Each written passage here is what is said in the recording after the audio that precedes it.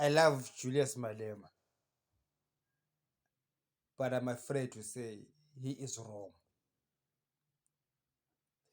He had an interview with a British journalist and he goes all out blazing in support of the crazy policy, the crazy ANC policy of supporting Vladimir Putin and Russia in the Ukraine war and all things political. So we know in this channel I've been telling you that all countries that are aligned to Russia and China are despotic, autocratic regimes, corrupt, that are intending to corrupt the whole political system, and they've got no best interest of the citizens at heart. And the ANC has taken this policy direction to support that part of this global alignment led by Russia. You would think that as an opposition leader, Julius Malema would see this policy inconsistency of the ANC, because South Africa is largely depends on its relations with the United States. Yet the ANC, which is the party that leads the country, is in line with Russia. And Julius Malema, the second biggest black opposition, also is in line with Russia, which means that when it comes to black South Africa, really, you have got the biggest black party and the second biggest black party opposing each other in parliament, but both pro-Russia. Now that's a problem. Malema says that China is progressive, Leninist, and Marxist. And then he says he's all for the majority owning the means of production. Well, who isn't all for that? But then here's the thing, it's not communism that brings that, it's capitalism. Because in an authoritarian government, Mr. Malema, the communist leaders, they own everything, they run everything, they control everyone. Of course, communism failed. Communism and socialism, it failed. These so-called Leninist, Marxist ideas, they all fail. In the Soviet Union failed based on that concept. And now you have got Russia. Okay, the Soviet Union failed. Even in China, Chairman Mao caused a massive misery in China. It's only after when Chairman Mao died that the Chinese began to open up to the West and introduce capitalism to their system.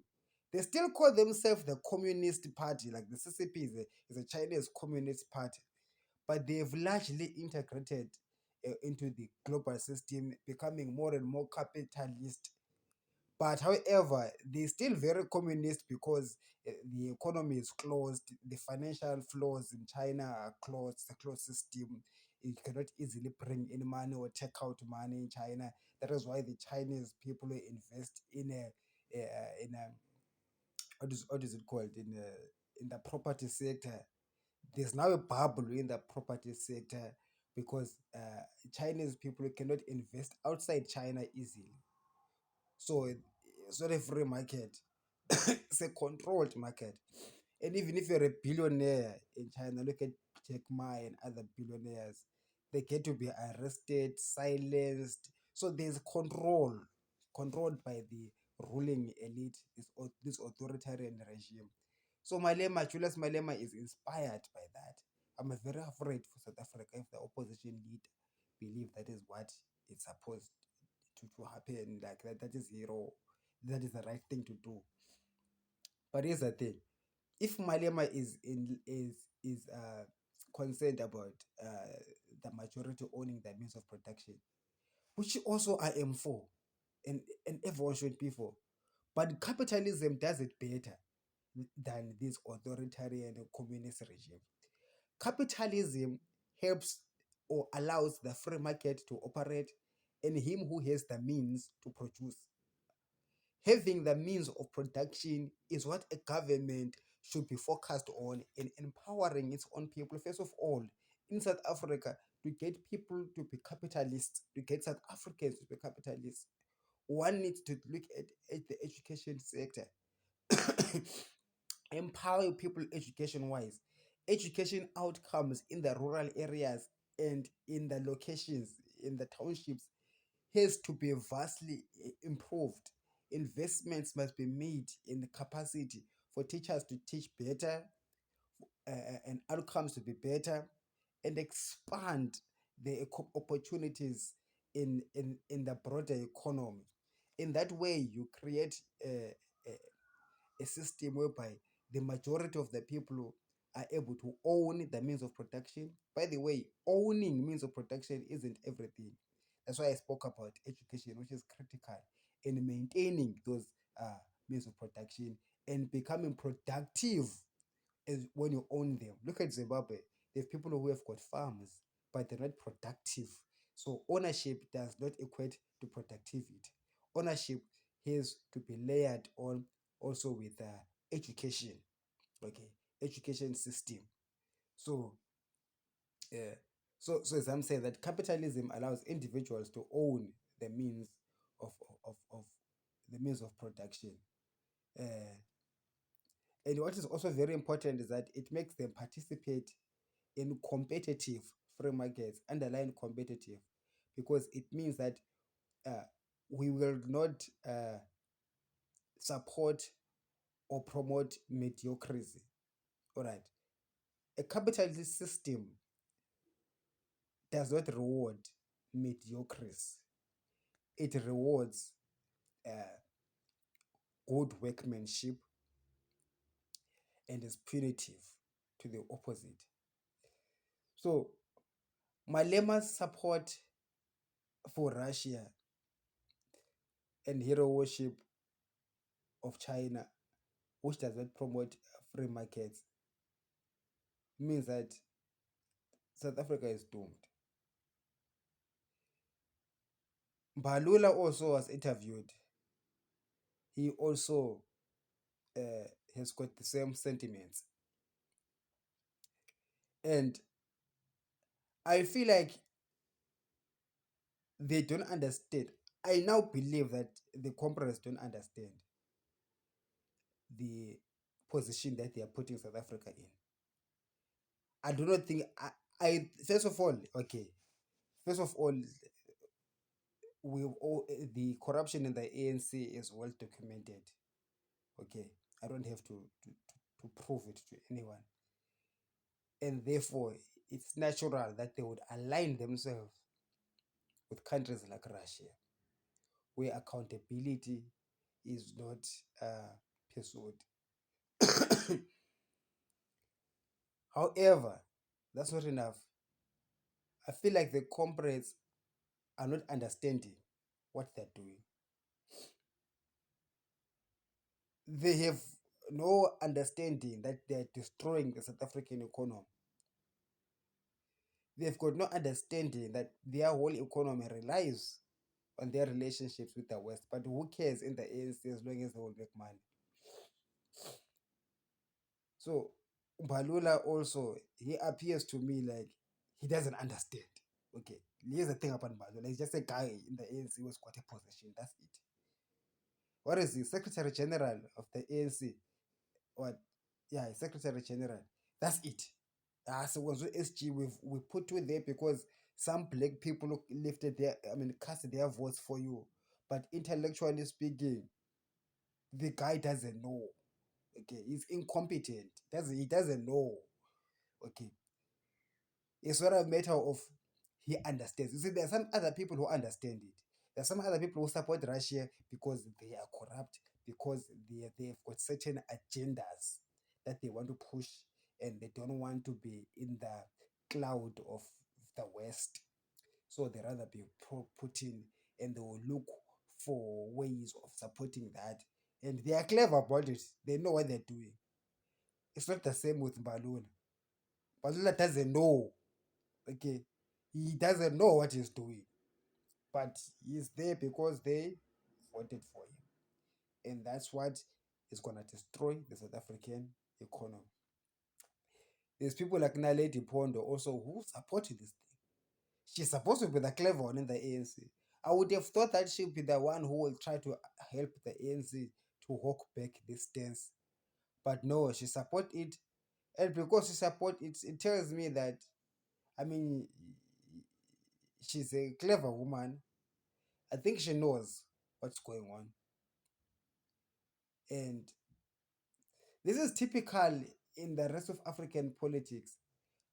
I've seen a lot of African politicians with this anti-Western mantra. It's either they don't understand clearly or they're just acting out of emotion and they're not thinking clearly. Now, I don't think that, but I do not know about Naledi Point. She doesn't appear to me to be a corrupt person or someone who wants to destroy a country. She looks like a person that could lead the country and be pro poor. But that decision to support Russia is wrong. Okay. And I think that is an emotional decision based on not understanding all the facts on the ground. And because of that, I'm beginning to see that South Africa is doomed. Remember, I've been making videos about South Africa since last year. I remember I made a video about a war that Russia will bring to South Africa. That was last year, early last year. I did a prophecy on that. That but then I didn't understand what it was all about. But now I see this Russian invasion of South Africa is very sneaky because they've invaded the ANC first, the ANC which runs the country. Even though the country had political and largely economic relations with the global West, the ANC comes into the picture. Remember, it was the West that allowed ANC to take over from the apartheid government. And the trade deals and the economy of South Africa has been intact and the best in Africa because of South Africa's proximity to the Western countries. You would think that the ANC would understand that. Well, they say that they are non-aligned. When you ask them about Russia, they say they are not aligned to Russia, they are non-aligned.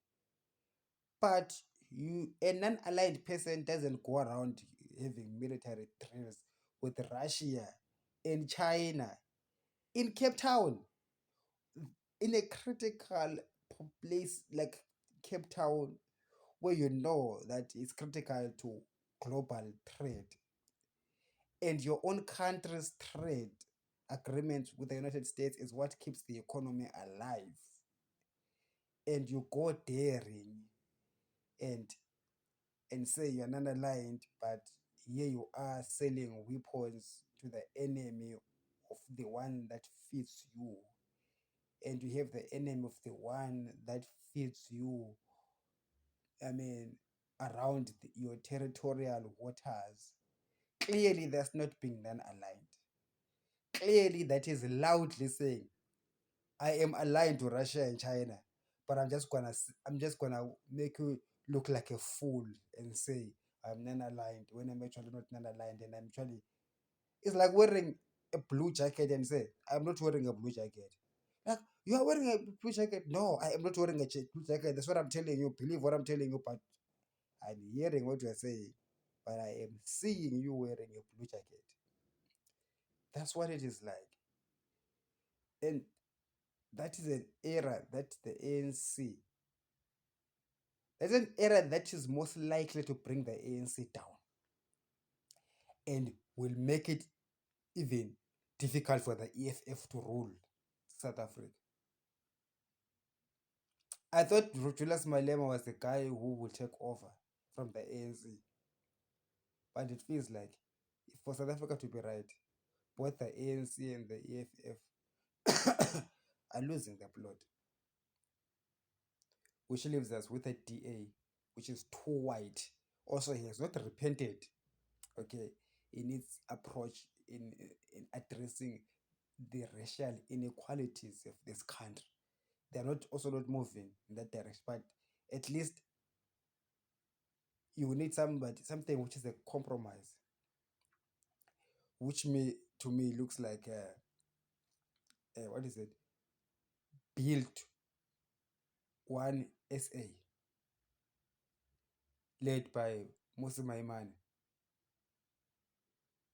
Musi Maimane was the leader of the DA. He left, so he has got that DA blood, and he's a black man, so he's got black blood.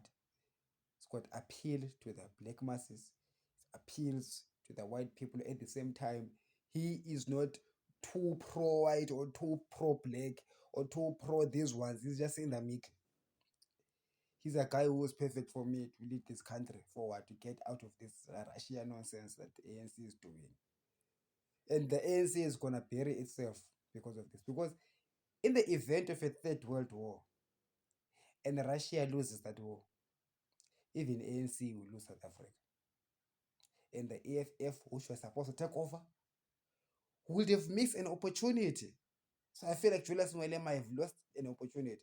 With the BBC coming to interview, hey, Malema, that BBC coming to interview was the Western world coming to check what is in your mind. And when they checked your mind, they saw that this is just rubbish. We don't want that. And then in a war, in a world war, and Julius Malema went further. Oh my God. You know, I love Julius Malema. I love Julius Malema because he supports Zimbabwe and South Africa. He is pro-African. He likes Africans to succeed, even against attacks from South Africans who think that he is too pro-foreigners. But Julius Malema is still supporting African solidarity. For that reason, I love Julius Malema. Yet, this mistake that he makes, and he even says in a war, you would supply arms to Russia. He is telling BBC, he's telling Britain, he's telling the global West, the people that are feeding the South African economy, that are keeping our lights on, that are keeping our jobs. Because we all have jobs in South Africa because of the United States and the United Kingdom. And there is the opposition leader, the one who's supposed to take over from Ramaphosa and the ANC, who was doing absolutely rubbish. He is the one who is doubling down and saying that it's going to be worse than the ANC. He will supply. At least the ANC is denying that they supplied weapons to Russia. Malema is saying he will supply weapons to Russia and he will support Russia. Which means, Mr. Malema, in the case of a third world war, ANC becomes an enemy of the West together with the EFF. And if Putin and China loses the war, Mr. Malem, it means the ANC and EFF lose their political relevance in South Africa. That is why I am looking at Musi Maimane as the next alternative. So that was an interview right there. That was an interview by BBC. That was an interview for the next world order, to see where you stand in the next world order. Because I'm telling you, the next world order is going to be won by the United States. This nonsense that USA is going to lose is a lie. It's what people tell each other. It's the propaganda that Russia pushes across Africa. But they're going to lose. Putin is a mad guy who just invades a country madly. He doesn't even have the economic power to control the whole world. He doesn't have. There's a lot of things that make a superpower a superpower. It's not just having the biggest military. It's, you understand that. It's also being able to have having a financial system that functions.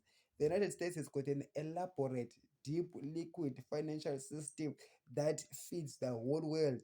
Russia doesn't have that. They only have oil and gas and a few minerals. It's easy. When we've got money, we can buy from them those things. They have got no capacity to govern the whole world. So Malema, my brother, I love you so much. If the Malema is listening to this video, I love you so much. Please walk back. those statements and go into deep levels of study. Okay, study harder, study deeper, study wide, and come to a conclusion, understanding that when you want to lead South Africa forward and successful, you need to ditch Putin. Otherwise, if you cannot do that, both the EFF and the ANC risk their leadership position in South Africa in the case of a third world war. By the way, third world war, when I say third world war, we're already in one. Okay, that's my assessment. We're already in a third world war. It's just that wars do not always have to involve guns everywhere or bombs. There's already a war. We want to call it the new Cold War or whatever it is, but it's a Cold War or a war. It's already at play. So the People's Generalist was at war. That is war. Okay. To interview to see. Okay. We don't ANC is done and dusted. Okay. It's there's no saving. Then they say, let's go to the next guy, Malema. Or he doesn't see the opportunity. Malema, if you knew it, the opportunity for you to lead South Africa was there on that interview and you blew it. And Julius Malema gets support from all of these Africans who think that, oh, it was a great interview. You know, he stood against the bullies of the West. No, that was a terrible interview. He lost the war because he doesn't understand. You cannot run South Africa successfully under the auspices of the Chinese. The Chinese themselves, we'll talk about the finance. Chinese financial markets are closed. Okay, as I told you, money in China doesn't easily go out or easily comes in. It's a closed system. All right. So if you're going to align yourself with China and Putin doesn't have a financial system. So the Chinese financial system is closed. It's heavily controlled by the CCP. So you are going to be a B, okay, a B to the Chinese, a BITCH to the Chinese. Become their bitch. That's what it means when you align yourself with them. Look what the Chinese are doing to Kenya now. They are hacking Kenyans, what they call this backdoor diplomas, meaning they're going to look for secrets, uh, Kenyan politicians' secrets, and then begin to blackmail them, to concede on certain things. And this is the China Malema that you want to support. Ah, man, Mr. Malema, I thought you were very smart. You're a very smart man. I love Malema. He's supposed to be smarter than this. He was supposed to lead Africa out of darkness, not to lead us into darkness. China and Russia, Mr. Malema, are darkness. See, the problem with our politicians is they speak out of their pockets. Like whoever is in their pockets, they will speak in line with that person. Russians might be sponsoring EFF or whatever, I do not know. But that sponsoring or that alignment is ill advised. And it will bring South Africa down economically. Because in a case of a global crisis, global war, as I told you, wars is not always about guns. A trade war is a war. Currency war is a war. In a trade war scenario, as the South African Navy blocks the Cape Point or patrols the Cape Point with Russia and China, meaning that they are not allowing the US or US bound goods to move from anywhere in the world passing the Cape of Good Hope. Now that means South Africans can no longer trade with the United States because shipping vessels cannot leave Durban or Cape Town going to the United States when there's China and Russia in Cape Town. Now that it means that is a trade blockade already. What does that mean to the South African economy? Devastating to the South African economy. You have no economy at all. Right? When I say that we have no economy, that's what I mean. There will be no economy. Shops are going to close. Businesses are going to close. High unemployment, poverty. Oh my God. It will be the end of the South African miracle. White people are going to flee. They will go to Europe. They will go to New Zealand and Australia. And blacks will be left with a miserable South Africa. Industries are going to close and industries are going to rot in this country. And the ANC and the AFF ruling elite will be having the money because they've got the political power. They do what they do. What happens in Zimbabwe? In Zimbabwe, just need political connections, then you're gonna be in the money. But it's just gonna be a few of you. But ANC has been refining that act of crony capitalism. So in an event where the economy is crushed, their crony capitalism or comradeship capitalism is going to go into full gear, and they'll be in line with Russia and China, who are the masters of that. And you will see the end of the South African economy. And South Africa will become just like another African country. A few years ago, I was driving with my country, and we passed. I mean, I was driving with my uncle, and we're passing some industries, and he was saying, "Yo, this country is so rich. Will it ever fall?" And I said, "It is possible. It can fall." But then, by that time, I didn't know what can cause the country to fall. Now I know. It is this Russian pivot. It is this insistence by the ANC and the EFF to support Putin. In a trade war, blocking South Africa from European and Western markets will be devastating. When white people flee, it's not just people, it's their capital as well. Not just their capital, it's also their expertise as well. Their managerial expertise, the engineering expertise, uh, there's- their, their management of the system. If that goes, everything goes upside down. You look at ESCOM, how ESCOM is rotting. Imagine if every sector of South African economy begins to rot. Then you will see what things are hard in this country. Now I see how South Africa can go down. That's how it's gonna go down. Then, therefore, the comrades will begin to fight for the resources that are low-hanging fruits, like the mines. Okay, just like Zimbabwe. Okay, the industries are gonna come to a halt. Industrialization in South Africa will come to a halt. Production will come to a halt. In a corrupt country, okay, industrialization falls because the people who take over industries, just like in Zimbabwe, they don't take over so that they can produce. No, they just steal whatever is left. They sell the office equipment, and they steal everything. And by the way, if you're an owner of a business, productivity requires you to put in an effort, because thieves do not want to put effort. Thieves have got no desire to put effort. So because of that, everything falls apart. The same thing in Zimbabwe. ZANU-PF was hijacked by thieves. They took over buildings in Bulawayo and Harare, took over white people's companies. What happened? Because they don't have the capacity to produce. No, do they even have the desire? They want to take.